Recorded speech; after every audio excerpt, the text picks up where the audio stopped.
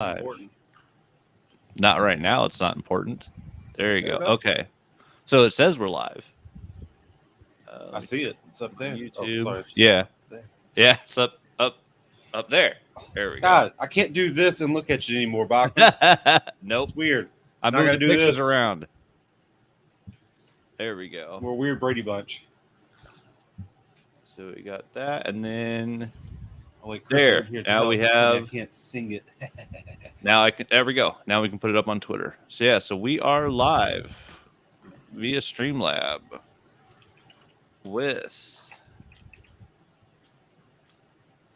stuff I should have had. This is stuff I would have done earlier if I knew how to do it, but it's a brand new system that we're trying out, so we don't know Never what heard of we're doing. Streamyard. Yeah, I never heard of it until Chris mentioned it yesterday.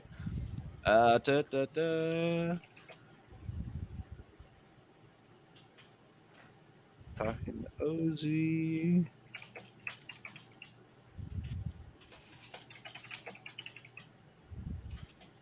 There we go. Because of course, yeah, I can't type and talk at the same time, which is also the problem.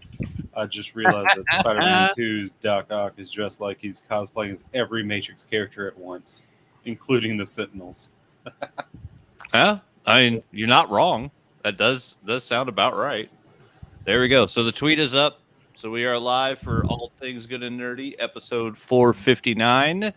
And luckily, we're missing our head honcho. The chieftain is off bailing buckets out of his house, trying to keep the place from drowning. But what we do have is David Peepo's back with us to talk all things Kickstarter and the magical land of the OZ. Morning, David. Hi, how you guys doing? Oh, apparently better than Chris. You're not wrong. You're not wrong. Hey, he's just building an indoor pool. That's all he's doing. Exactly. And yeah, and the other crazy voice you're hearing if you're listening to this later is the one and only Willie Nelson. Hey, that's me. That is you. Morning, Willie. So yeah, Good so morning. this is already the shenanigan clusterfuck because we don't even know who's in charge here, who's running things. Where's Chris? We don't. It's the two knuckleheads. Chris runs things. He keeps the trains running smooth. He is our Nazi commander. We all love him because it doesn't matter how mean he is because he keeps the trains running. But yeah, now it's just the two knuckleheads in charge. This is not good. I mean, I just show up and I tell stories, tell funny jokes. That's just me. Yeah, So see, I'm here doing that. I just get salty and answer comic book trivia. That's all I'm good for. So I don't know what the hell I'm supposed to be doing now. This is weird. I can't be in charge of shit. But You're gonna do great. So far, it's working. Oh wait, what do we just get? We just got a photo. Oh, that's just. Oh God, is that his post? Is that actually No. from his store? I found it earlier, like a couple weeks ago. Dear God, sorry, yeah. Willie just posted a photo in chat. It looks like someone tried to get water out of their floor, and literally like their crawl space is filled up to the floor. There we go. There's the story to start off our podcast. I used to do installation installs in high school. Ooh. I worked for a company that installed insulation in houses, and in Idaho, you have to insulate your crawl space because it gets so cold here. The crawl space has to be insulated, or it makes your pipes freeze. Yeah, I would hope so. Yeah, shitty job, but paid pretty well, especially for like a 17-year-old kid in high school, or 16 or 17, however old I was at the time. You go to a house, you find where the crawl space hole is, and some usually in like their master bedroom closet, there'd be a hole, or it'd be a closet in like the main center of the house. Pop open the crawl space, crawl down into the house, feed all those giant bags of like Corning insulation down there. You go down there, you cut the bags open, you put the insulation up above your head while you're laying on your back, and you're pushing it up, and you put lightning rods in to hold the insulation in place. Awful job. I got insulation in my eyes, fiberglass in my eyes when I was a kid. Fucked me all up. But yeah, really, crazy ass job, dude. One summer, we had a job where we got sent out to a house, and the first day, or on this one day, it was two jobs that were just ridiculously fucked up. We get sent out to this house, and we drive around the front of it, and our boss is looking at it. He's like, there's something wrong here. And we pull our truck around the back, and this house has a full basement. So they don't have a crawl space. It's literally a concrete poured 2-story basement, and it's a solid basement. So like we go in and check, and it's literally concrete walls. They'd scheduled to have the crawl space insulated in a house that didn't have a crawl space. So we're like, well, all right, so let's head back to town and pick up the next job because what the fuck? We drive basically across Nampa, go to the second house that we're supposed to go to that day, pull up to this little subdivision, and basically we're always just going to places where the houses are half built. This house is fully built. This house next door is doesn't have yard work yet. Everything's all fucked up in these neighborhoods as you're building houses. And we go into this house and we see that like all the lot next to the house we're in just looks like a muddy field. It just looks like someone just left a sprinkler system on all night or something. We don't think nothing of it. We pull our truck up, hop in the house, go to look for the crawl space, and it's one of the weird ones where it's literally in the middle of the hallway as you enter the house. So like we open the door, crawl space right there. Oh, cool. Start dragging the bags in. Our boss goes and grabs a crowbar because it was one of the ones that didn't have a handle on or anything. Pops the crawl space open, and it looked like that picture. This is a crawl space that was 2 feet deep, and there was water up to the floor of the house. So like the actual floorboards in the house were getting soaked, but the actual like the very top level of plywood hadn't been touched yet, but like it was that close to it. So yeah, we had 2 jobs in one day where we couldn't put insulation anywhere because you didn't put on snorkelers and just go and put it in No. anyway. No, Why not? no snorkelers. No Water's snorkelers. great for installation, right? Oh, chewing tinfoil, running your fingers down a chalkboard, nothing is as bad as wet insulation. That is possibly the nastiest texture ever. Like, it's so bad. It's so bad. I was never a fan of wet socks when I had to walk to and from school. That was the worst feeling. Squishy socks are not fun. But yeah, so yeah, I had a lot of weird jobs. I've had a lot of weird jobs. Hell, I've been a martial arts instructor, a sailor. I throw boxes for UPS now. It's a weird life. But you know who does have a weirder job? Who? Hey, David. Oh, he's got the look. He figured out the look. All right. Oh, I already knew it. I'm down on this. Very nice. You're looking at Mr. Production quality here. Yeah, so we got the things going. We're live, and we are ready to talk to David Pepos about his Kickstarter. So what is up, David? Hi. Thank you guys so much for having me. I'm excited to catch up and revisit the OZ. When we spoke a couple weeks back, the Kickstarter was about to go live, and so now we're almost 2 weeks in, and we're super thrilled. Kickstarter's already fully funded. We are closing in on 500% funded and 750 backers. So yeah, we're just really excited. The fun has only just begun. We've got some really cool stretch goals that we haven't even announced yet. I showed Anthony one of them just before we started recording. I gotta see you bitches. It was it's pretty cool. So yeah, we're so thrilled seeing so many people coming back from our last campaign, and we hope to see more and more of them come back as we hit the home stretch in our campaign. And it's just shy. What was it? We just looked at this morning. It's just shy of 30,000, right? Yeah. And so is that going to be the stretch goal that we're aiming for? Is the hitting the $30,000 mark? So once we hit 30,000, we're going to unveil the stretch goal I showed you. Nice. So right now we're shooting for we have a painted set of cards by artist Rachel Persephone of our 4 main characters. So those will be available as an add-on purchase once we hit $30,000, or anyone who pledged $100 or more will get them for free. We're very excited for those. Rachel worked on those cards for me. Oh boy, I think I reached out to her around Thanksgiving last year. Nice. So these have been long in the works. We've been very excited about them, and it's been really nice to see people so passionate about our series. For those who missed our first campaign, the OZ is kind of like what if the Hurt Locker took place in the Wizard of Oz. It's the story of Dorothy Gale's granddaughter, who's a disillusioned Iraq war veteran who finds herself stranded in the war-torn land of Oz.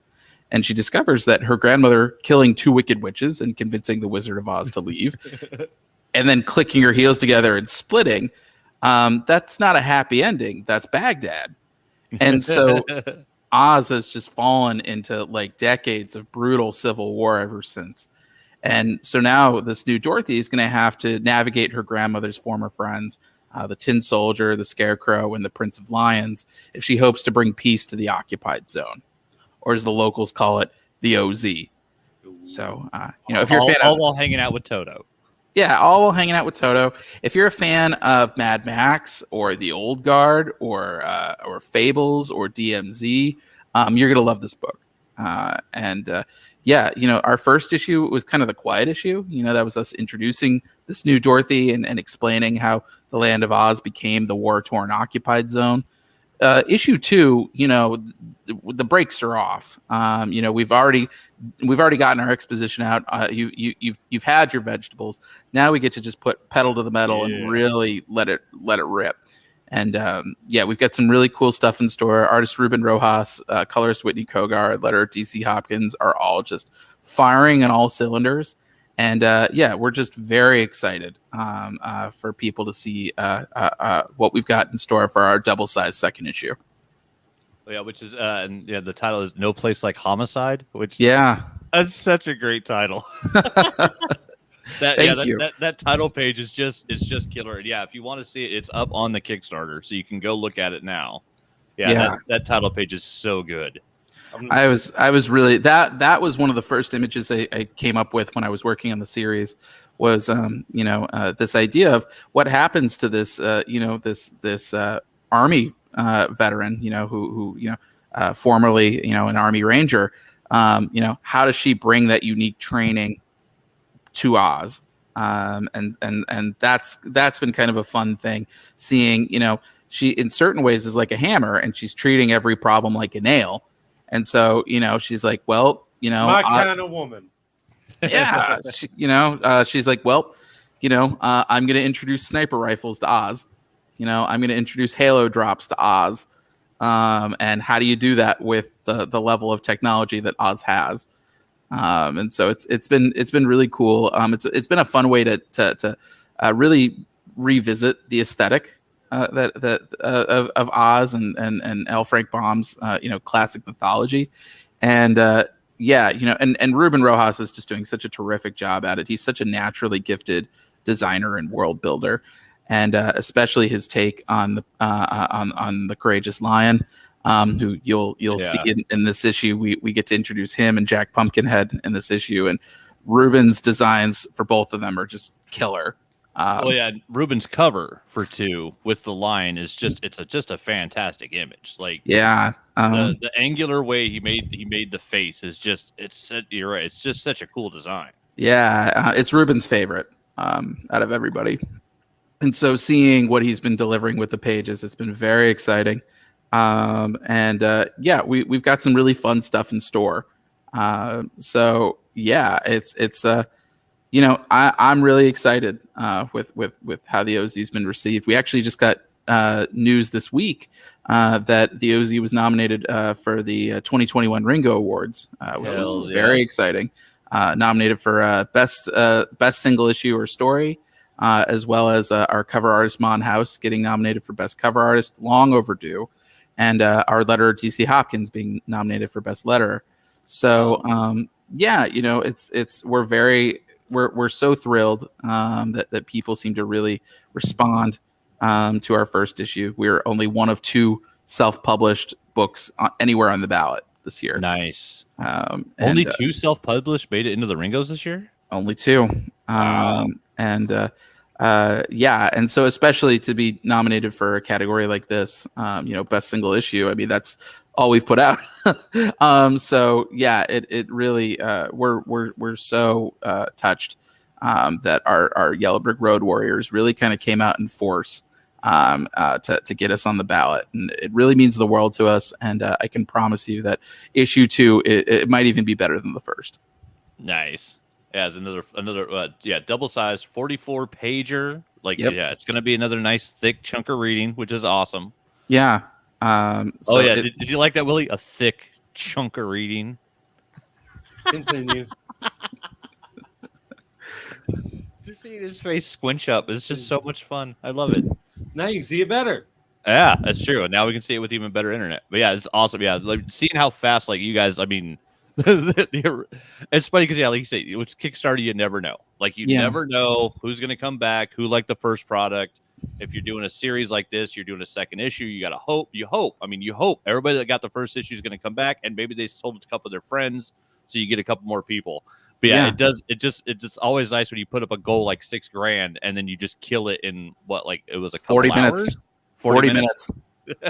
Yeah. Yeah, the only thing I'm surprised about is that mystery stretch goal. I thought it was going to be Tufts of the flying monkey fur. I thought it was going to be that. Tufts of flying monkey fur. That's even better. So I'm happy. Here's a bag of flying monkey fur. Would you want some of that? Yeah, I'm just wondering because he'd have to fill these stretch goals. So what wild animal is David going to go out and shave and fill bags of hair with? Like actual flying monkeys. Actual flying monkeys. Just don't let them know you're at the zoo for that reason. I only have one puppy and one girlfriend, so like there's only so much. It's a very limited stretch goal. Well, puppy, looks like it's overtime for you. Yeah, I guess I could shave my beard. You know, like the hairless cats. Just have a hairless dog. Go. Yeah, you shave your beard, you put it in little bags, and call it flying monkey fur. That's hilarious. I got some hair still in there. If you want me to go grab some. There you go. Gross. So gross. That's funny. All right, David. Well, that's awesome. We're so glad the Kickstarter is doing well. I love to see the fact it's still got 16 more days, so it's going to be cool to see how many more stretch goals they get. Yeah. But I also know like you have to go because you have something very important to do. Yes. These two knuckleheads are going to go on to the news. So. Well, no, but thank you guys so much for having me. I'm so excited to catch up. And yeah, anyone who's watching, you can order your copies of the OZ at bit.ly/the OZ or the OZ Comic 2. Both links will take you to the same place. If you missed our first campaign, we've got digital and print catch-up tiers to get you up to speed, as well as, all of my trade paperbacks, including Spencer and Locke going to the Chapel and Scout's Honor, as well as, getting drawn into the book, unique commissions from Ruben Rojas. I was gonna say, are there any of the ones like that are gone? We still have a few more left of everything. We've got some a complete set three of commissions. Three commissions. Three commissions left, and I think we have three cameos left as well. Nice. You can be drawn into the book, people. Yeah, I've had it done before. It's kind of cool when you show up in a comic book that you buy. It's pretty dope. You can get a very limited edition handcrafted Spencer and Locke plushie, as well as this is the only place you can get is this Kickstarter is a complete set of 14 Ranger Scout merit badges from my series Scout's Honor. This is the only place you can get all 14. I think only 7 of them have been released in the wild so far. Yeah, so I really wanted those, but I also wanted a commission because it's going to be a present for the girlfriend. Oh well, we're very excited either way. Yeah, so, I had to go with the commission. But yeah, I mean, there's so much cool stuff for any level of budget, and we've already unlocked our digital comics extravaganza. So any backer from $10 up gets 44 pages of the OZ, plus the first issue of Spencer and Locke, plus the first issue of Go to the Chapel. That's 88 pages just from me, plus an additional $200 of digital bonus comics from people like Justin Jordan, Rylan Grant, Kat Kalamia, Clay Adams, Brenton Langell, and many more names to come. So you're going to get a lot of bang for your buck. And that's not including our extra stretch goals. Any physical backers will get a really cool Battle Chasers inspired print from Edu Sousa and Jason Smith. We are about to unlock our painted card set from Rachel Persephone. And we've got a really cool new stretch goal that we're going to unveil once we hit 30,000. You will definitely want to back and share because nobody. I want that stretch goal. I just saw it. I've been teased. It's fantastic. It may be the coolest OZ thing ever. It might be. It might be. So, but no, thank you guys so much for having me. And yeah, anyone watching, it's never too late to become a Yellow Brick Road Warrior. So join us in the trenches of the OZ. Hell yeah. Thanks for joining us, David, and have yourself a good weekend. Thank you. You too. Put him up. Bye, fellas. Bye, David. All right. Yeah. He had, just like Chris, he got personal stuff going on in this house, so he just had a couple minutes to join us. You can't beat that. We got we got this crazy weekend going. We don't know what's going on. We're doing it on StreamYard instead of the normal setup. We don't have Chris, but we still got our OZ Kickstarter talking, so that was cool. I mean, you can't doubt that Do want to say, going back, yeah, you were putting up insulation at Yeah. around the same age. I was a laborer for a brick mason. Oh, nice. Oh, I didn't have the nice cushy job of being a brick mason. No, you got to sit down. You just got to blah, blah, blah, blah, blah. No, I had to bring everything to them, clear out the way. Nice. Oh, my God. Did you just call it nice, cushy job? Have you done insulation under houses? No, I was calling brick masonry the cushy job. Oh, You the get to cushy. sit Okay. down. You have to just plop your mud down, plop the brick down, swipe. Well, yeah. Make sure it looks nice. Moving the bricks though is not easy. Oh yeah, carry like Yeah. 16 brick at a time by pushing it in and just carry it, like moving it. Insulation sucks so bad though. Like I kept, because it was the place I worked at was drywall and insulation. So like I looked at the guys doing drywall, just carrying like a sheet at a time. It's like that'd be so much better than dealing with this fucking insulation shit. Have you seen that spray stuff they have now? Yeah, the spray foam insulation. Yeah, and just go whoop. Yeah, and then it fills the gaps and stuff. So then also, well, I mean, it's also genius because like literally, yeah, we used to have to cut pieces around pipe. We would have to feed stuff because it was so weird. You'd go into one house and like there'd be nothing. It was just the floorboards and there's nothing else down there. And so you're just putting the insulation up nice and easy. You go into the next house and they rent all the electrical. They've got internet wires running through there. They've got all the piping done for the plumbing. Like there was no way of telling like what stage you'd be at. They could never seem to get us in there at the right stage. So yeah, sometimes like we'd literally do a house, insulate it, and then have to come back after the plumbing was done and fix all the insulation that got pulled down while they did the plumbing. They had internet wires then. Yeah, a couple of rich folks. Yeah, fair enough. Yeah, they'd be running. It's what, like Cat 5 now, so I guess it would have been like Cat 1. Like yeah, I guess the original. I mean, I guess if you went over to Joe Rogan's place, because I know he had like the fastest internet. So when he played like Quake or games like or Tribes, he said, "I want no lag." Yeah. Back when the fastest internet was a little dial up with like 128. Yeah, it was not great. It was a thing. It's a thing. It was. Don't Things are better now. Worry about it for sure. But we did cover our Kickstarter talk. Thanks again, David, for joining us. Thank God that actually worked. Every time he's here. Yeah, I know. It's weird that he's too great for our show. Very, very true. Very true. He's much too cool of a guy and much too great of a writer to be dealing with us knuckleheads. And yet he keeps coming back. And we got to love him for that. Besides the fact that he writes really goddamn entertaining stories that I'm really enjoying. But we did make it through that. So now it is time for Chris's favorite part where he would hit a button and it'd do a little spinny thingy and it'd say news of the week. I ain't got no buttons. You want me to do it? Here, okay, let me push the Willie. Welcome to News of the Week. It's not the worst we've done. All right, Willie. So what do you got for your news of the week, sir? So, so something happened about a week ago that no one knows exactly how it happened, but Hollow Knight apparently broke its own player count, and no one knows quite why. Because you can see how many concurrent people are on it on Steam, right? Yeah, Steam. Yeah, but the game's been out for 4 years, and it just broke its overall on Steam. No one can figure it out. Wasn't Hollow Knight one of the ones that was free on PlayStation Network like 2 or 3 months ago? I think it was a little bit longer than that. I'm not sure. I know I got it. I don't remember when I got it, but it's there. It's there. Okay. Yeah, but as of the Stellar Rise, previous peak was 11,893 players, appearing on June 24th of years ago, in April 29th at 11,508. Yeah, why are so many people playing Hollow Knight? Couldn't tell you. I know it seems like a very fast-paced Metroidvania. I haven't played it myself. Kind of curious to, but gotta push myself into playing it. It's one of those games. I know I'm probably gonna enjoy it when I start playing it, but just gotta get to that point of actually jumping in. So Metroidvania. Those are always some weird games. Metroidvania, huh? I mean, another side news. Do you remember the Lion King game for the Super Nintendo and Sega Genesis? I think I remember there being a Lion King game. I don't think I ever played it, though. Yeah, so here's some news I found out. Yeah, those games were made to be extremely difficult on purpose. Okay. Yeah, Disney told the developers to make the game so difficult that people would not be able to beat it on a rental.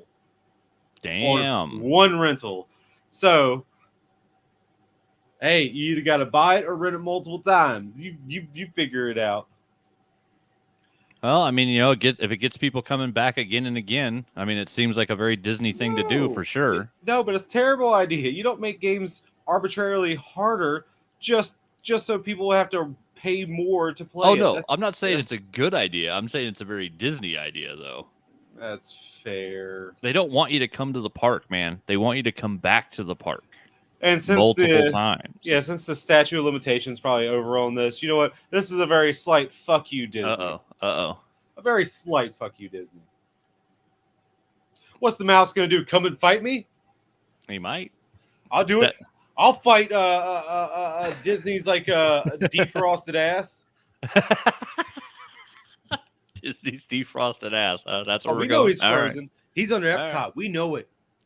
We know it. We know it for a fact. He's hidden in the Antarctic part of Epcot. We know this. All right. We know this. All right, if you say so. I'm full of shitty conspiracy theories. Let me tell you something. Well, I agree with at least half of that sentence for sure, if not the whole thing. Don't forget your tinfoil hats, everybody. I can't wear them under my headphones, though. That's the problem.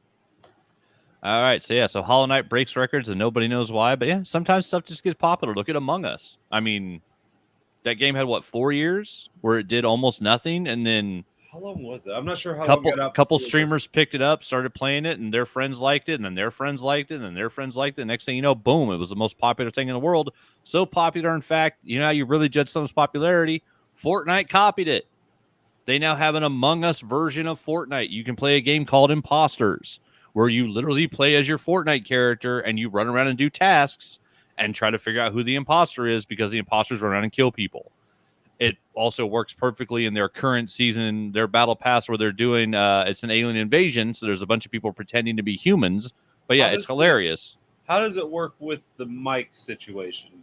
They give you different emotes inside the imposter mode. When you pull up your emote wheel, you actually have I'm pointing at this person, I'm voting for so-and-so, I'm not the imposter, I am the imposter, the so-and-so's the imposter. They have all these little chat word balloons you can choose. If it's good, so just necessarily most of the time it's not people that are actually in headsets. So just like Among Us where they have the chat window, it's the same type of thing, but like a Fortnite version of it.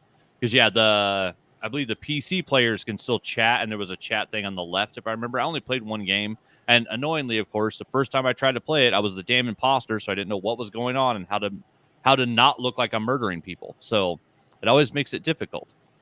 But it's a good way to judge how popular something is. Has Fortnite copied it yet? Because if it's really popular, Fortnite will copy it, because that's what they do. I mean, you just gotta look non-conspicuous. You gotta be a good liar when you're an imposter, man. I mean, hey, you remember playing Fibbage with me? I'm a good liar. I'm a great liar. Trick you many times. All right, so we'll get on to my news of the week. Oh wait, no, I want it to be a ticker. How do I fix that? There we go. So scroll across the bottom, save. There we go. Yeah, we have little banners and stuff back again. Remember back when Google Hangouts was cool and you could add little things? I actually like it. Oh, you mean when we actually use Google Hangouts to stream it out? Yeah, we used to stream there. And then, of course, thank God they got rid of that right before a pandemic where everybody had to stay home and use streaming services. It's almost as if Google knows how to shoot themselves in the foot DC style. I mean, they're skilled. I wouldn't say that. DC picked it up by hiring James Gunn for the Suicide Squad. Well, they're trying to fix things is one thing, but yeah, no one shot themselves in the foot better than DC. I still don't believe there's going to be a Flash movie. Was good. Good is a opinion. I mean, it was better. It was good. I would say it's good. I liked it better. Yeah, I'll give you that it's better. I didn't hate the original Justice League. Still got to reach that level of Man of Steel, though. That is a low bar, sir. That's a high bar. That's the best movie they got. Speaking of high bars, From an article in Variety, Candyman Towers over box office with impressive $22 million debut. So from an article from Rebecca Rubin from August 29th, 7 a.m., Candyman is summoned the top of the box office charts, collecting an impressive $22.37 million from 3,500 theaters in first 3 days of release. R-rated slasher written by Jordan Peele and directed by Captain Marvel 2 filmmaker Nia DaCosta, surpassed industry expectations despite fears the Delta variant would keep you from going to the movies.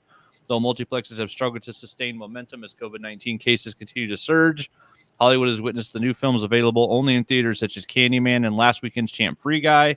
I've been seeing ticket sales hold steady compared to tent poles being offered simultaneously on streaming services like The Suicide Squad and Hugh Jackman's Reminiscence. So yeah, they're in Suicide Squad. They say, it hurts the theater numbers because people could watch it at home on HBO Max.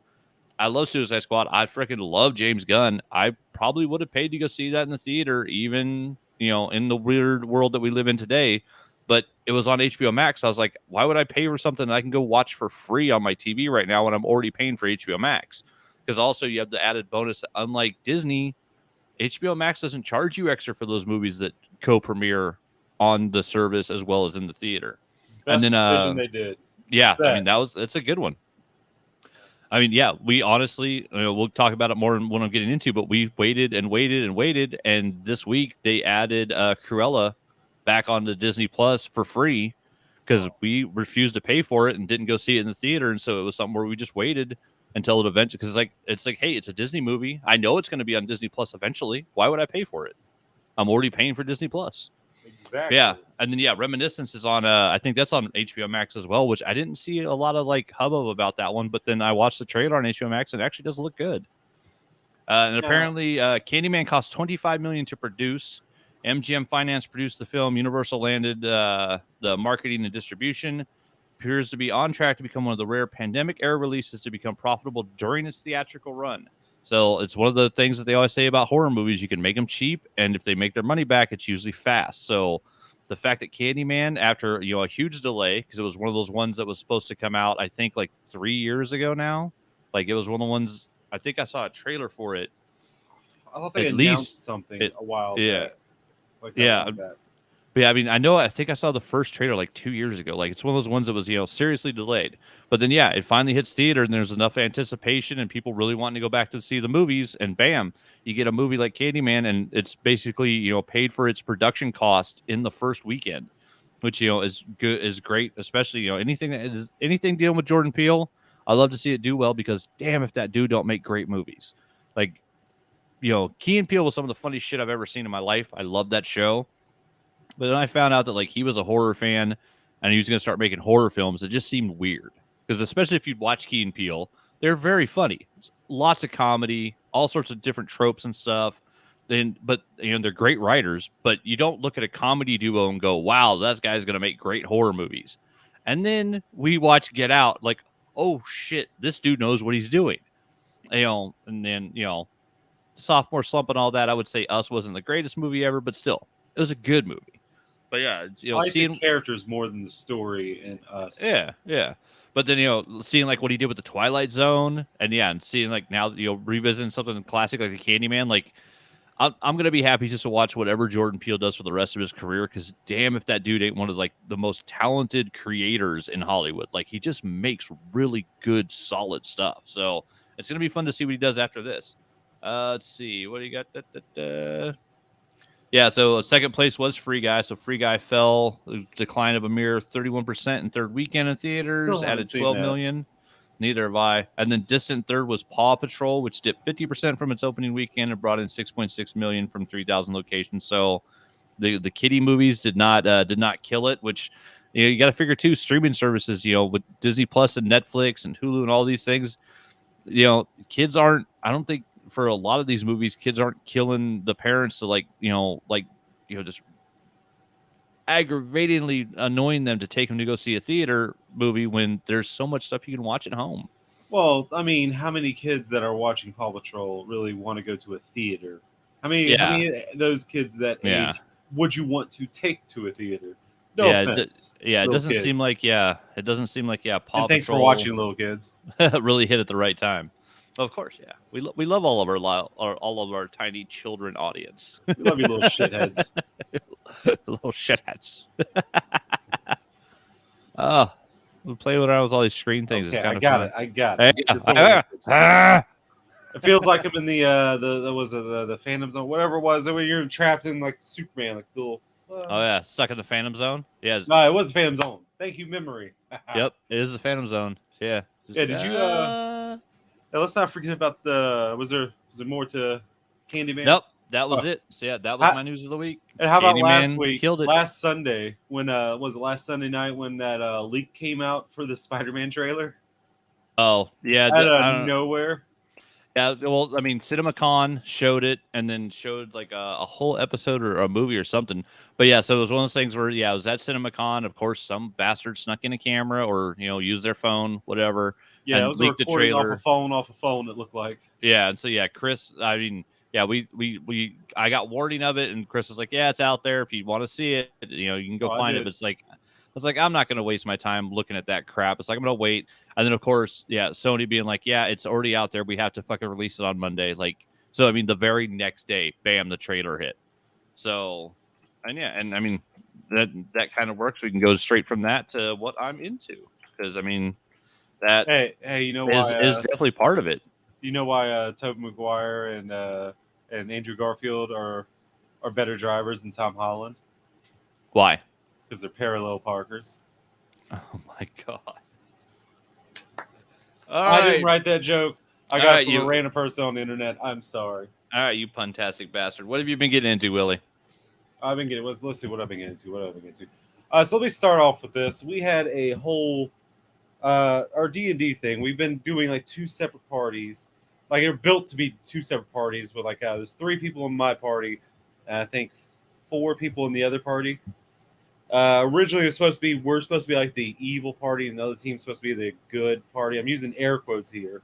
I'm hoping that's coming out in my voice, because I mean we're we're lawful evil though. I mean, yeah, I'll kill you if you try and attack me, but I'm not going around just doing evil shit. I mean, I'm just like, hey, you trying to kill me? I'll kill you back. I don't care. More like the Punisher, I guess. And the good team, yeah, there's some rogues in there that like to steal things. So I don't know. It seems like the evil team is a little bit less evil than the good team. But needless to say, here we group back up for the second time, and pretty much the city that I love the most, Akros, in our world, is getting attacked by Leonins, like lion men people guys. And so we were tasked with going to the back line of the Leonins, like somehow getting back there, and pretty much getting the stragglers from the back. So we do that. Picking up the stragglers. Got it. Yeah, one of the other party members of the other team, they are like a werebear or like a druid who could shapeshift in a bear. I'm not sure which. It wasn't a lot of role-playing time to get to know the other people that well. But here's what happened. So the bear ran into this little encampment of Leonins and pretty much got like a surprise attack, bit one of their heads off and threw it to the others pretty much. Nice. And then I'm right behind them. And I'm like, I got the Staff of Striking. I'm going to use it. Staff of Striking, what it pretty much is mechanically, it has like 10 charges, and it just adds damage to your attack if you want it to. If you use up all the charges, pretty much to regain the charges, you have to just wait till the next day. One, like when the dawn of the next sun comes up. Okay. I rolled a nat 1. On my first attack. And then he said, stabbing yourself in the foot. Well, roll percentage. And if I roll high enough, I mean, it could just be like a normal attack. It doesn't matter if it was just a 1. Yeah. Depending upon, out of 100%. Yeah. I roll a 2 out of the percent. The Staff of Striking, as the DM says it, expends all the charges at once and explodes with ferocity. That sounds about right. I, luckily enough, get my deck save to not get injured. The bear doesn't. But all but 2 of the Leonins that are left, so I think there were 10 of them that came out that were there, 7 of them died from the explosion. Damn. All right. So I mean, at least it still actually kind of worked then. Yep. I mean, it was definitely cool. And then 2 more come out of the tent. One beefy boy that the bear starts fighting. I take on the other guys. The other teammates are coming, reaching up to us, and we pretty much, we make short work of these, and that's where we ended our campaign. We got a lot of experience, mostly from my Nat 1, just killing most things in one strike by accident. That's so messed up. The happy accidents is what makes D&D fun. True.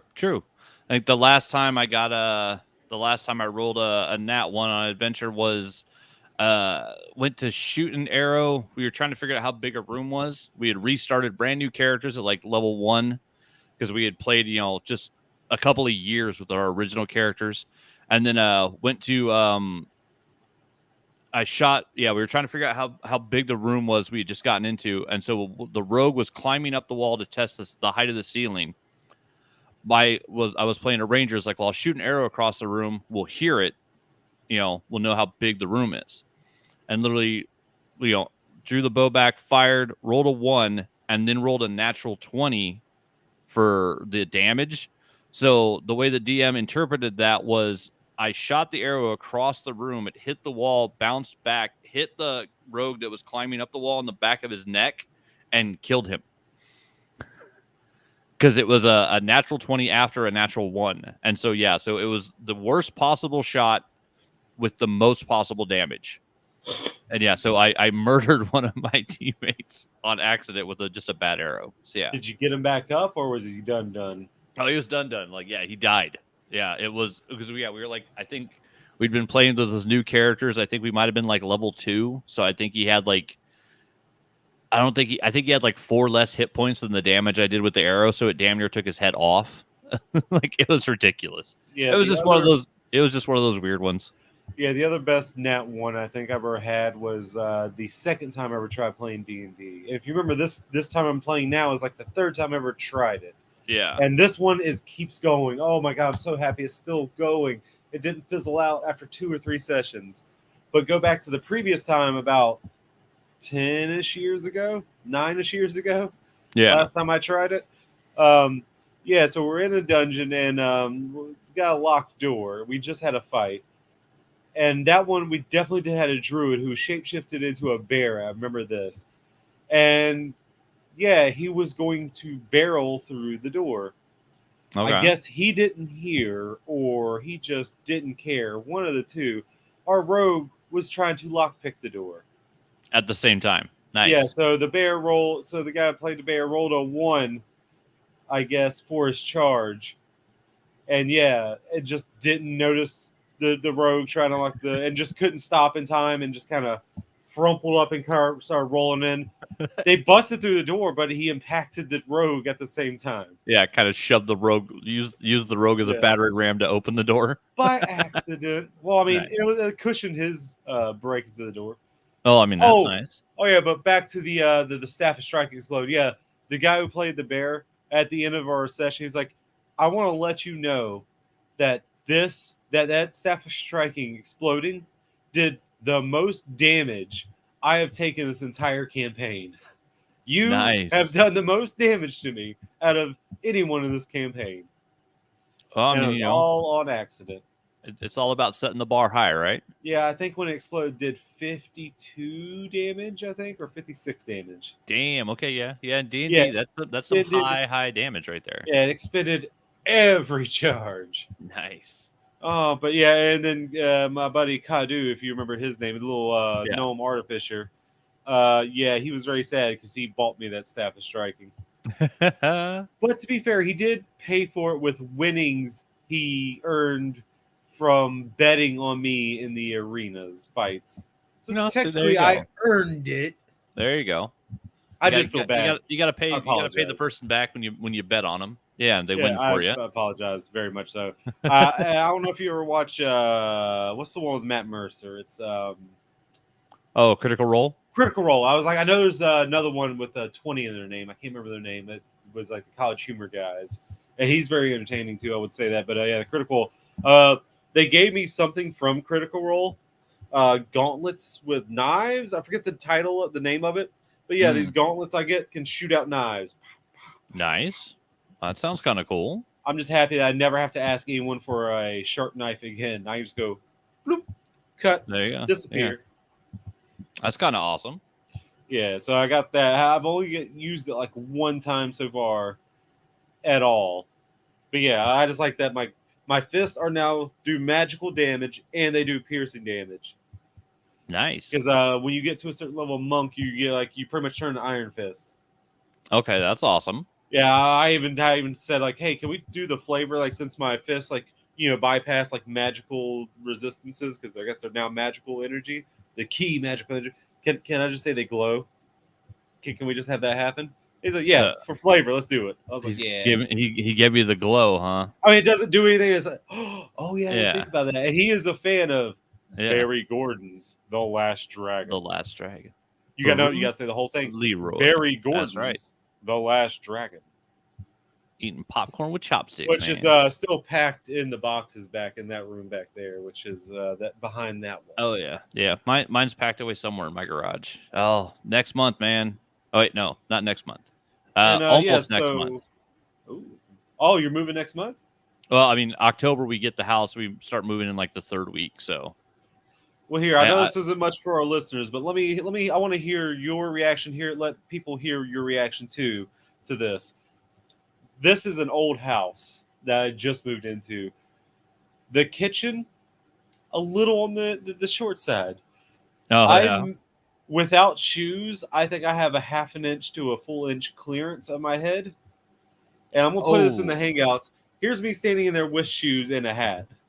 I just sent it to the Hangouts. I want to hear your reaction to it. Oh, no. Your head actually touches the crappy popcorn ceiling? Yeah. No, yeah. If the living room does not have popcorn ceiling. Yeah, if you're moving to a place and you want to do I want to get popcorn ceiling? No, you don't. No one wants popcorn ceiling. Nobody wants popcorn ceiling. But you definitely don't want it in a house where, it looks like what that. So the kitchen roof is only what, like 6'2"? I'm 6'4", so if it's 6'2", then I'm really slunching down. No, I think it's like 6'5", somewhere around there. Because I'm 6'4". That was me with shoes on. I'm still like crunching my neck a little bit and slouching a little bit or relaxing. Damn. Yeah, that's kind of sad to not be able to just walk into your kitchen without smacking your head, possibly. Well, the door frame is it's because it's a step down into the kitchen, and the door frame is as if the bottom of it is at the kitchen floor level. So I just walk straight without tilting down, my head hits into the door frame going into the kitchen. It's not that bad. It's not that bad. I don't know. I'm picturing the one night where you get up in the middle of the night to go get a drink of water for the kitchen and forget about it and just clunk your head, and you're going to wake up on the kitchen floor in the morning. Oh, no, I'll probably fall back into the living room, if anything. Oh, fair enough. Because that's an extra, probably half a foot fall if I go fall forward into the kitchen. Yikes. Oh, it seems like maybe that kitchen roof needs to be, removed and, elevated somehow if there's a possible way to do that. Not elevate a kitchen. Yeah, you would have to take away the ceiling and rebuild it a little bit higher. Take everything off, the whole probably roof and everything. Oh, so it's directly the roof is right on top of that section? I'm pretty sure. Even then, maybe just take the popcorn ceiling off and just scrape an inch off inch off there. I don't know. I didn't build this thing. Yeah, that doesn't mean you can't fix it. But it has a nice barbecue pit building in the back. Nice. It's a whole building that you can close. That's enclosed. Nice. Yeah, we're adding a fireplace to our house, and then the second thing I might want to add is I want a fire pit because. Wait, you're adding a fireplace to the house? Yeah, we're having a fireplace installed in the living room wall. Huh. That's major construction, isn't it? No, not really. And the company we got it through is they do the permit for it. They run the gas line. Because it's not a fake fire. Oh, yeah. But we're adding a fireplace. Yeah, so we're not actually adding brick and mortar and stuff. No, we're putting a hole in the wall and a fireplace. Yeah, but it's still a fireplace. But that was the one thing. Gas fireplace. You just said that. I get those. That makes sense. You don't really need a chimney for that. Yeah, but that was the one thing the girlfriend really wanted in our new home was a fireplace, and the house we found was perfect, other than not having a fireplace. So we're adding that into the living room, and then yeah, at some point we start like messing around with the backyard, because right now there's nothing covering the deck. Like we have a little patio area, just a little slab of concrete, and there's a table out there, but there's nothing covering it. So we need to do some type of like a pergola or something. And then we want to I eventually want to put in like a fire pit or something, but we'll see. Oh, you don't really need to do much for that. I mean, yeah, so dig a hole, put some bricks in the circle. Yeah. If you want to do it like that, or you just go get one of those fire pit things that you just like made of metal to sit on the ground, just make sure it's clear around the area around it. Yeah. I mean, something if you like want that. to, that's cooler though. doing like just a brick around it. That is cool. Yeah, because actually, I wouldn't mind. Yeah, like just tearing up like a little circle, room to put some chairs down, and then actually, go buy some, some pavers, build myself an actual fire pit with bricks. And if you want to do that, make sure you call 411 before you start digging your yard. That's right. Important for everybody. Willie's got you. Willie's got you. Oh yeah, and more what I'm into. I did try this new game. Oh, it's a battle royale. All right. Bachman, I think you would kind of enjoy it too. It's called. Is it better than Brawlhalla? Well, Brawlhalla is not really a battle royale. That's more like a Smash Brothers clone. Whatever. It's more like Fortnite when I talk battle royale. Oh, okay. 64 people at once.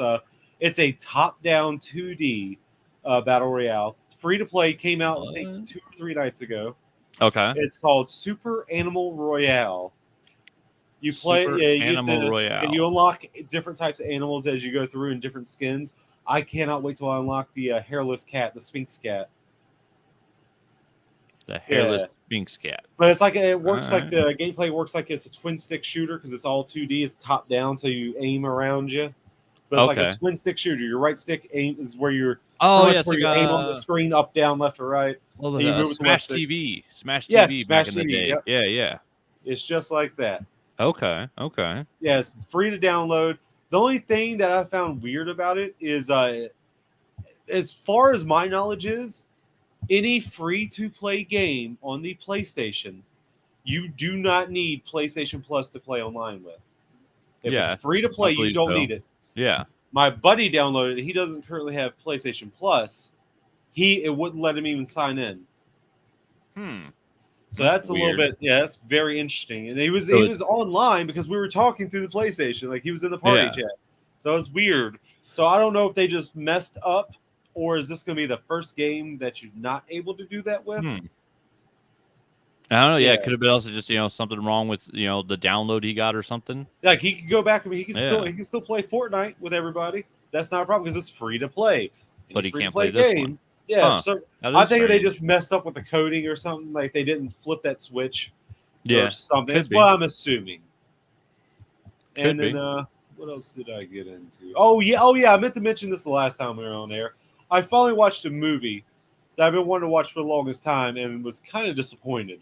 It was weird. I like that it was weird, but it was weird. Like, what are we doing here? The Spirit by Frank Miller. Oh yeah, the retelling of the Eisner, not Eisner Awards, but Will Eisner, the OG of graphic novels. His character from like the 40s. Yeah, who started it? Who was the Spirit? Because I didn't recognize him off the top of my head. Oh hell, I don't remember the guy's I name. do know Samuel L. Jackson was the bad guy, as the octopus. Yeah. Because it had Sam Jackson, it had Scarlett Johansson in it. I can't remember who played the Spirit. Oh yeah, Scarlett Johansson was the Nazi lady. Yeah. Gabriel Mock. I have no idea who that is. Yeah, he's been no in a offense, bunch of Gabriel things. Mock. No offense to you. Yeah, he played. Yeah, Gabriel Mock played the Spirit. Let's see. I'm trying to. I mean, he was all right in his over the topness, but it was the story. Yeah, most people would know. Most people would know him from Suits. Yeah, no one's acting was a problem. It was the story that I was so confused about. Like he kept hitting on his, because he died and he came back, and he put on the mask and no one recognized him or whatever.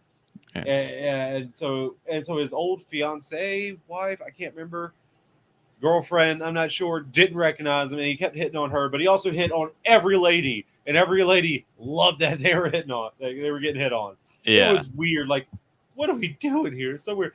It is a strange one. The most I remember this movie is being on the marquee in the first Kick-Ass movie as they were leaving the movie.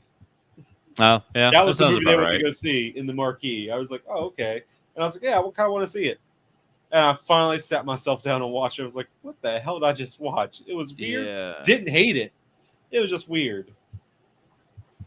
But I think that's what I've been getting into. Oh, what the hell did I? You messed up. You fuck up. Yeah, I think I had a tweet that I thought I sent that I didn't actually send out about our live broadcast. Whoops. Oh, who even uses Twitter anymore?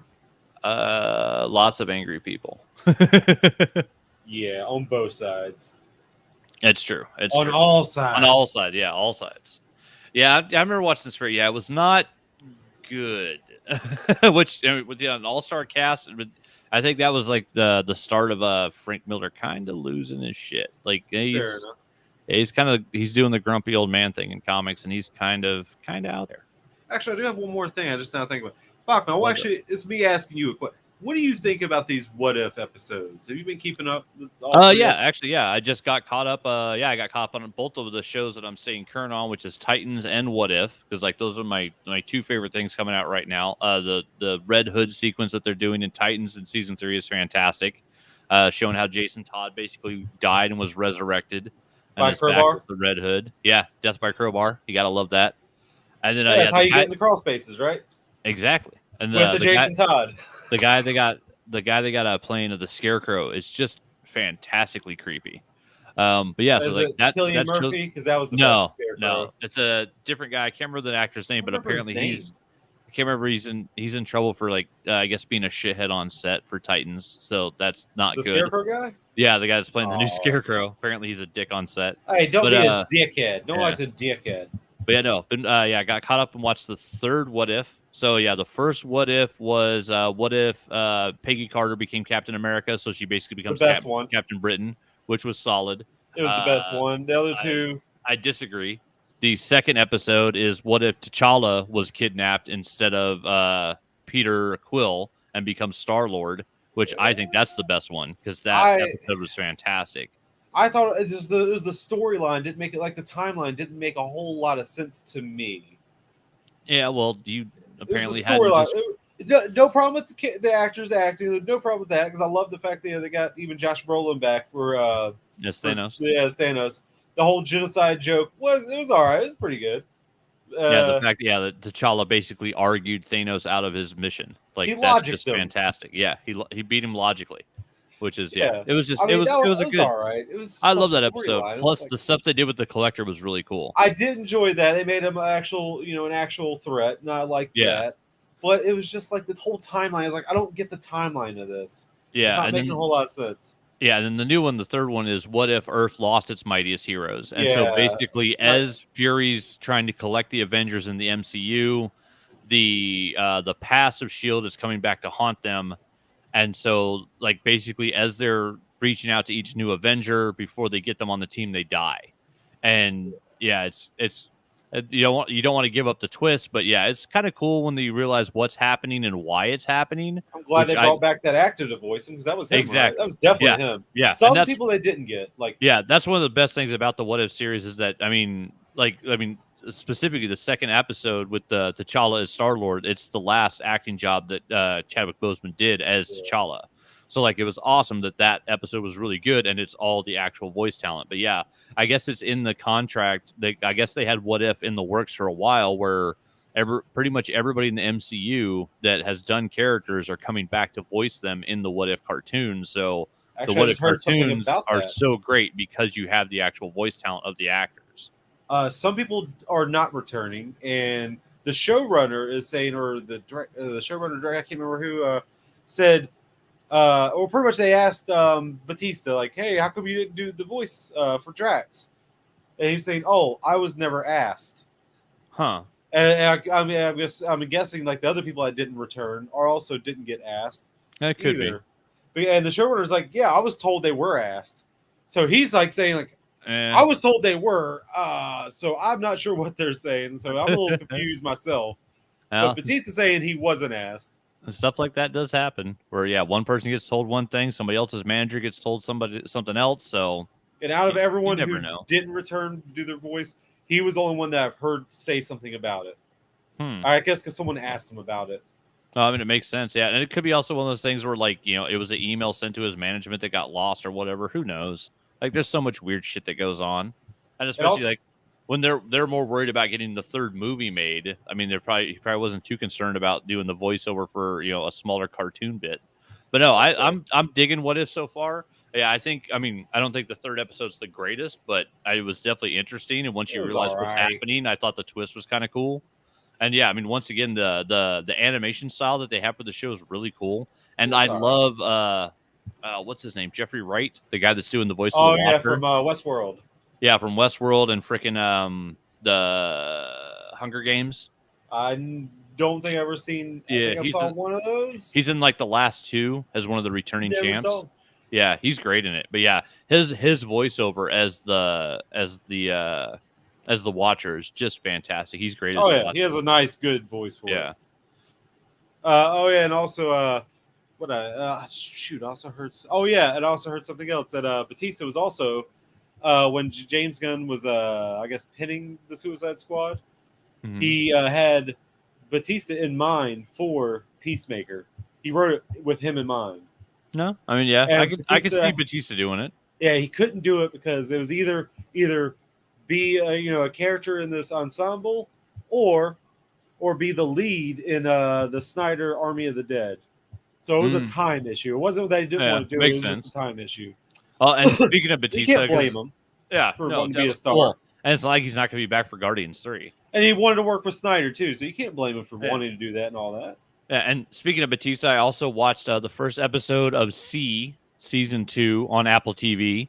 It's the Jason Momoa show where all humanity has gone blind, and then after hundreds of years of nobody having sight, a pair of children are born that have sight, and so like it's something where like basically World War III caused everybody to be blinded, and then excuse me, like nobody's been able to see for hundreds of years, and then it's all about this one guy going around having kids, and all of his kids have sight.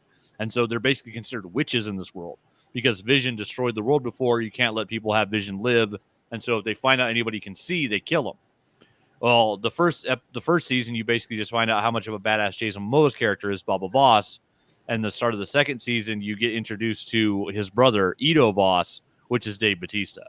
And of course, they hate each other. So you got Aquaman versus Drax in a blind battle royale, and it's kind of cool. Is this only on Apple TV? Yes, it's only on Apple TV. It's one of those. Well, I'm never gonna watch it. I'm all right with that because Apple TV. So yeah, I watched the first episode of that because I still have my free Apple TV from my iPad that I bought. But yeah, so I watched that. It was pretty good. I watched binged. I had the other day where I just felt like crap. I actually basically binged the entire 10th season of The Walking Dead. So I got through that, and it's like. Yeah, it's one of those things. It's like, well, once it's on Netflix, I'll watch it for free. I'm just never gonna pay for it because, well, it's not it's nowhere near as good as the comic book it's based on. All the characters that live to the end of the comic book are gone in the show, so it's like, what's the fucking point? This isn't even the same story anymore. Yeah, it's literally the comic book is the story of Carl Grimes. In the show, they killed Carl off. Like, what the fuck? I get that the kid was getting older, but move the fucking story along faster.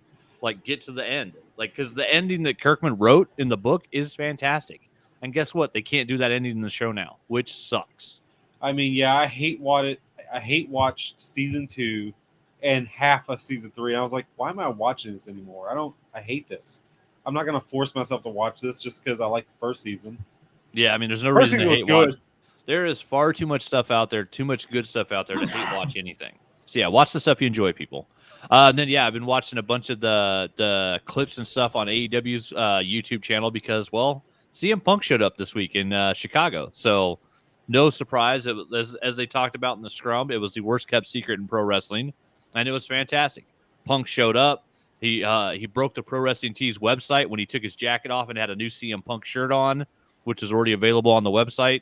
The website crashed because so many people tried to order it. He called out Darby Allin, the other straight edge, like probably the other biggest straight edge wrestler that's known in the industry right now. So yeah, it's going to be fun to see those two go at it in the next pay-per-view. And it's good to see Punk like healthy taking care of himself, and like being able to work with the company where he seems really happy to be there. I actually watched like half of the media scrum with him and Tony Khan, where they were just sitting there answering questions over like Skype session because they didn't have a bunch of reporters in a room because it's COVID world out there. So yeah, doing scrum sessions is kind of weird right now. But yeah, sitting there answering all these questions about why they chose to do this and chose to do that and all that, and it was really good. And it's interesting to see him back and see him really happy. He seems to be really happy about working with AEW, which yeah, it's one of those ones when when AEW started and they're like, hey, we're gonna go get all these wrestlers. It's like, yeah, Punk's been out of work for a while. Maybe y'all should talk to him. And apparently it's been like 18 months that Tony Khan's just been trying to lure him into AEW. Because also, as CM Punk put it, he's like, every year there's some millionaire, I guess, that's out there saying, hey, I'm going to start a new wrestling organization. We're going to have TV and we're going to get all these wrestlers. And apparently they fire up and they die in 6 months over and over and over again. And let's be honest, nobody knows which one's going to work. And this, AEW, Tony Khan, they finally found, a billionaire that actually gives a shit about pro wrestling. And so, everybody that works there seems to really enjoy their job. And hell, they probably just all love the fact that they have fucking health insurance. Unlike the freelance people who don't work for Titan Sports, but are freelance contractors. Yeah, they're contractors for WWE. Fucking bullshit. What was that? What was it called when CM Punk had his thing on WWE? Pipe bomb? Is that what it's called? Shoot bomb. Because it was pipe bomb. It might have been called a pipe bomb, but yeah. He basically, he broke character and flat out like talk shit about the company live on the with the he was like sitting on like the main stage where they entrance like at the top of right underneath the Titantron type thing. Yeah, I think they might have actually called it the pipe bomb. And isn't the Big Show going over to or Paul White? I guess Paul White's been there. Yeah. Oh, he is. Okay, I remember. I just heard a story of when Paul White first came in WWE, he's like, I thought my name was gonna be Paul White and stuff until Vince came over, just walked by me one day and said, "How's it going, Big Show?" And I was like, "What'd you call me?" Like, that's what you are. That's your name, the Big Show, from now on. He's like, okay. And then for a while, he was Paul White, no gimmick needed. Yeah. Why would you need it? Yeah, you don't need one. He actually is the biggest goddamn wrestler in the world. God, I remember watching a documentary with him like a long time ago. I forget even where it was on. But where he's like talking about like before he went into wrestling, like he was a car salesman. Yeah. And he was like just not making any money. It was like at the end of the time when he's supposed to get his commission, he ended up where he owed them money. He was like, how the hell does this work? And he said, I remember going home and eating a toothpaste sandwich. Yeah. I still remember, Steve Austin, one of those interviews, they talked about the fact like there was a point where like literally he was buying a bag of potatoes on payday and like that was his food for the week. Nothing else to just potatoes. That's all he had. I mean, I wouldn't be upset by that because I love potatoes. Yeah, but eventually when that's all you're eating and with a guy that size. Yeah, and you ain't even got like butter to put on it, like it's just a raw potato. Like that's sad. But I mean, boil it, mash it up, put it in a stew. There's options. But yeah, I mean, it's some of those guys went through some hard shit to get to where they are. So I mean, the hard work and the hours were put in. Yeah, you want to see a good movie about wrestling? You watch The Wrestler with Mickey Rourke. Yeah, that is a solid one. Good movie. But yeah, other than that, let's see. I went to Joe's Crab Shack last night for the first time ever. Had some okay food and a pretty fun night. We fed some ducks, some fries. It's right on the Boise River here off our green belt, which is kind of cool because literally like ducks just walk up onto the patio at the restaurant. So yeah, tossed some French fries to some ducks last night, so that was fun. And then we actually ended up going to thinking about prepping stuff for the house, getting ready for the first holiday that we'll have once we're in the house will be Halloween. Ooh. So of course, me and my girl are big Halloween fans. So I got some special custom designed Sam from Trick or Treat stuff coming. Ooh. But also, we went to the Spirit Halloween store last night, and my girl found herself a Goodnight Kiss. She got the Harley bat, which is actually nice because it's actually kind of like flexible plastic. But they did a really good job actually like writing all the details on it. So it's cool because it actually looks like the Harley bat. It's like, this is nice because it's not. She's not going to be Harley Quinn, is she? No, she's just a fan of. She's a fan of the post Joker Harley. And she has I'll give you that. Yeah, the post Joker. They did do it better. Yeah. Yeah, she's a fan But of the Birds of Jesus. Prey and the Suicide Squad Harley. So yeah, she's got And a bunch also of the Harley pops. Quinn show, I'm assuming. Yes, yeah, we started watching that. She's digging it, and then yeah, she's got a bunch of Harley pops. She actually plays as Harley on Fortnite because yeah, she likes the Harley skin in that game. But then yeah, I found a couple of things I wanted for a while. But yeah, I finally got myself a nice, funky, just kind of dusty old brown. Are you gonna do what I think fedora. you're gonna do? What do you think I'm gonna do? I mean, just from that alone, I mean, it's gonna only be one thing. Well, what is that? The one thing? Are they a killer in Dead by Daylight? They might be. No, I'm asking. Yes or no. Do they wear a red and green sweater? No. I was thinking the Wraith. No. Of course, it's gonna be Freddy Krueger. Yeah, I finally got me, and it's awesome. Took this out and tried it on last night because all they had was either medium or oh no, the other outfit I had was medium extra large. This is a large sweater, actually fits perfect, and it's actually well made. I was really shocked because a lot of Halloween shit is just it's $10 garbage. Like it's kind of sad. This is actually a really nice sweater, and it fits really good. Because yeah, I bought that. I have the Sideshow Collectibles full size replica glove. So I have an actual metal glove on a leather glove now, like metal blades and a leather glove. So now I have a hat. So I'm gonna dirty up the hat some, dirty up that sweater, and that might be how I answer the door and hand out candy this year. So my plans for Halloween, I'm going to be another killer from Dead by Daylight. You want to take a wild guess? The hillbilly. I think my physique is going to be perfect for it. Oh yeah. Trapper. No. I'll give you a hint. It's a licensed killer. Oh, Michael Myers. There you go. All that is a jumpsuit, a mask, and just a good old chef's knife. Yeah, a nice old school butcher knife. Yeah, actually, I looked at the butcher chef's knife. I looked butcher at the cleaver, really. I looked at the mechanics coveralls they had there for the Michael Myers outfits, and like the coveralls always look janky. It's like I need to go to actually like the D&B work supply and just buy myself like a pair of coveralls. That's all I'm gonna do. Do some work around the house and to actually get them dirty, and then buy a Michael Myers mask. And then I did also get something that will eventually show up on stream once my stream is off hiatus. Which the girlfriend will probably be the only one that will see me in the full outfit. But for those watching, I did indeed get the Scoops Ahoy Steve outfit because it comes with the Ahoy hat and the little name tag that says Steve on it. So, I wonder if it's the same costume Puppers wore when he dressed as it. I don't know. I think Puppers might have actually made his, but really? Yeah, I don't know. His stuff's good. But yeah, we got that. We got a Sam door cling that will go around our front door. That's Sam from Trick or Treat, which is awesome. Are you gonna have the lollipop? Don't know because they had one that lit up and one that was just regular, and I wasn't sure which one I wanted yet. And they actually have like a dancing Sam, but it's like $180, and it's one of those ones where like when you actually touch the sleeves, it's like it's just a metal bar through it, like it's not a full body. So I was like, man, that thing looks good until it moves, and then you realize that there's no thickness to it. You could add some installation to it. I heard you get experience. Exactly. Yeah, I might have to get it and then add to it. But just, I mean, yeah, add some pillow to it or something. I'm a big fan of the Sam. So yeah, we might do something to put out on our patio because we actually have there's a bench out in front of the house right now. We don't know if that'll still be there when we move in or not. We don't know if they're taking this little wrought iron bench. But yeah, we'll have to see what's there. I know I'm going to get a giant spider, going to get a giant web.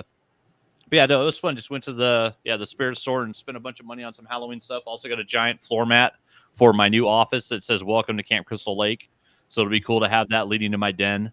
And then seriously, the big money because I didn't feel bad about spending $200 at the spirit store to buy some fun stuff because we had just left Home Depot where I spent about $2,200 and got a brand new giant Maytag washer and dryer that will be delivered the third weekend of October. So we know going into our house that we have a brand new, never been used by anybody, completely clean, fucking sparkling, brand new, all the fucking gadgets on it. You can control it with your phone. Fucking Maytag washer and dryer. I don't know. I don't care. But it's the newest. You got to throw your clothes in, walk in the living room, and sit down, and then do it. And then start it. You're already there. Just I don't know. Where you're there. I don't know. I don't care. But I love the fact that it has that option. So yeah, then it's huge. Like the washer is like I think it's like 5.3 cubic feet. Like I opened up, it's got the nice see-through glass lid on it. And like I looked down in it, it's like it's big enough I could put my comforter and a sleeping bag in there and have room. And yourself. And myself, possibly. Yeah, I could crawl in it. Like, it's big as hell. But yeah, I was I'm like, sharing oh, with you on that because this place has washer and dryer hookups. I didn't have washer and dryer hookups in the place I was living at before. yeah. This And is so much nice. I can just go wash clothes whenever I want to.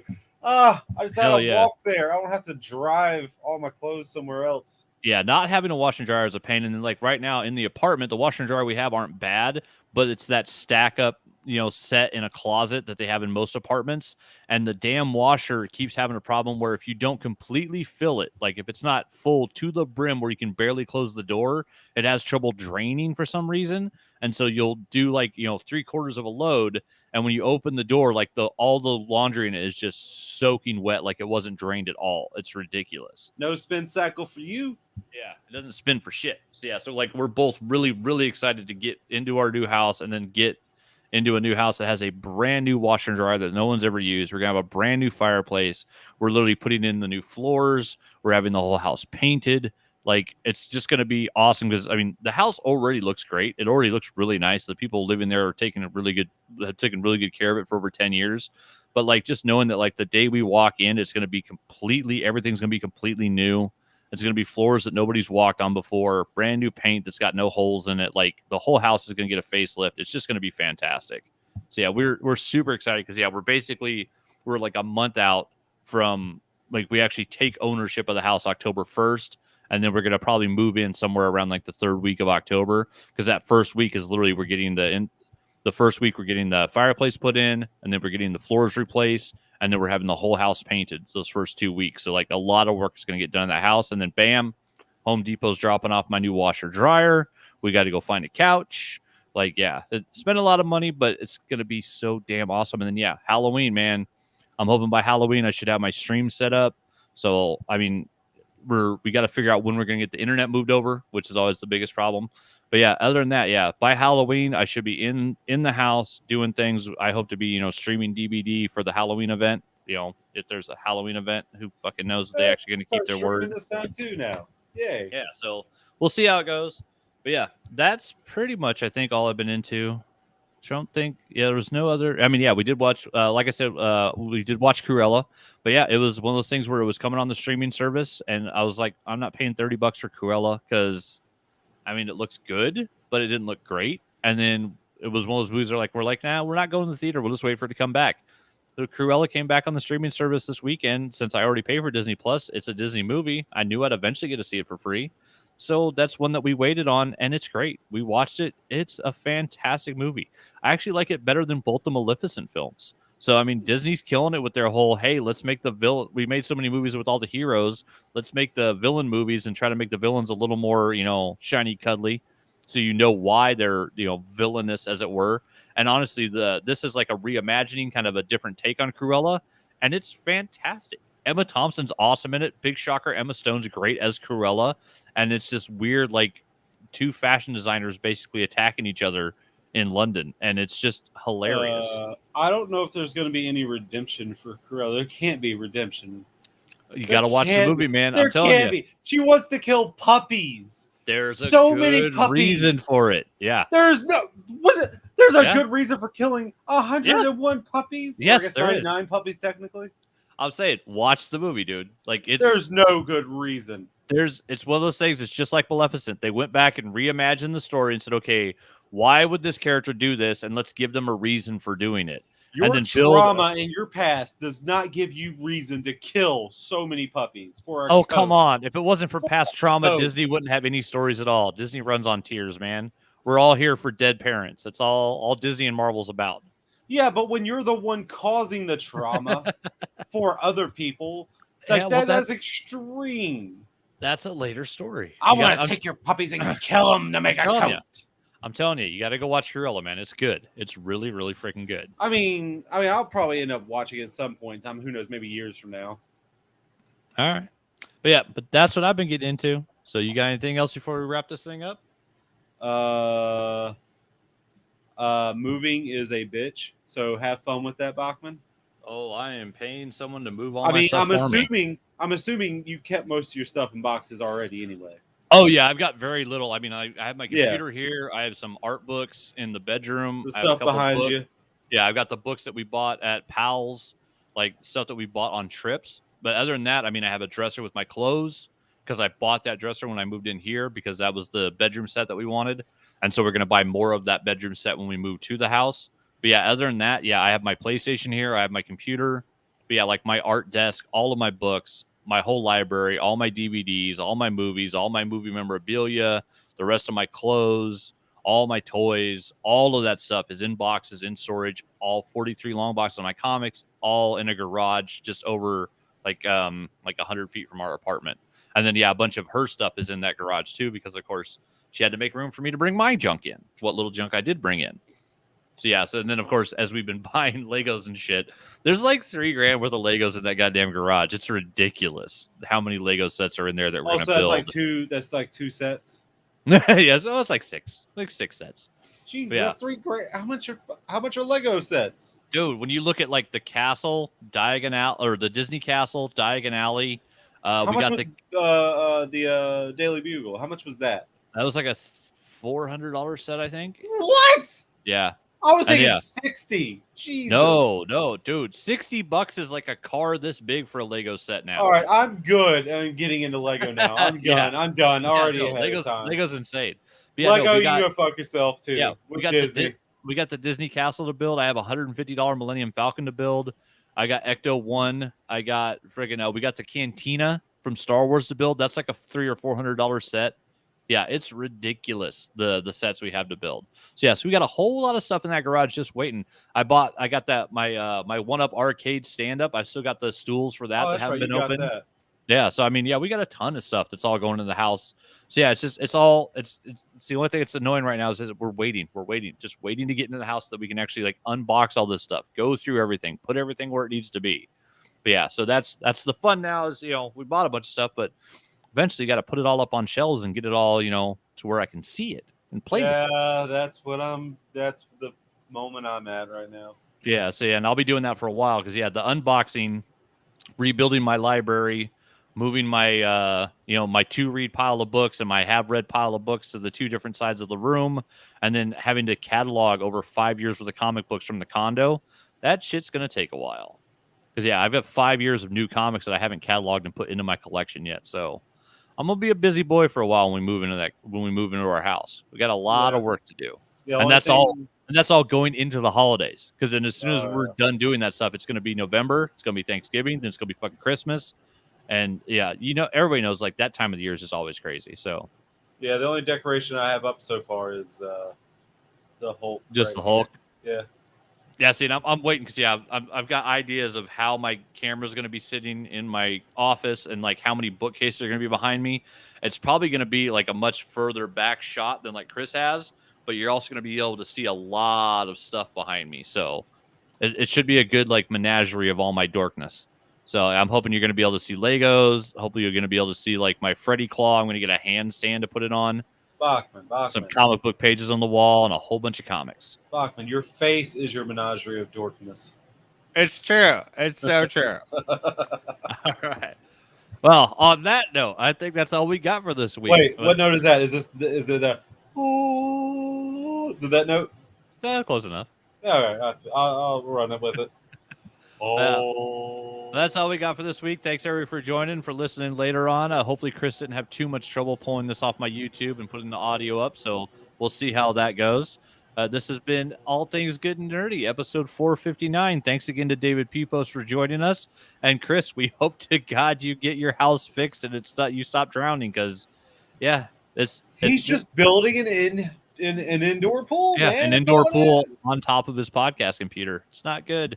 But yeah, so the Streamyard thing seemed to work pretty good. I actually like the little chirons and the little ticker. Like the fact that we can actually pop that stuff on there again. I like that stuff. Something. This is a distraction. Get rid of it. Get rid of it. It's a distraction. You just want your big head. Is that what you want? No one wants that. Nobody wants that? Are you sure you don't want just big head Willie? My head's already big. I'm 6'4". I'm a big body. That's true. Big body. That's why I'm perfect for Michael Myers. True. Just my stature alone. All right. Well, if you ain't got nothing else, I think that's it for this week. I think we did it, man. I think we did it. We did the thing. We did the damn thing. Ending broadcast now. Woo.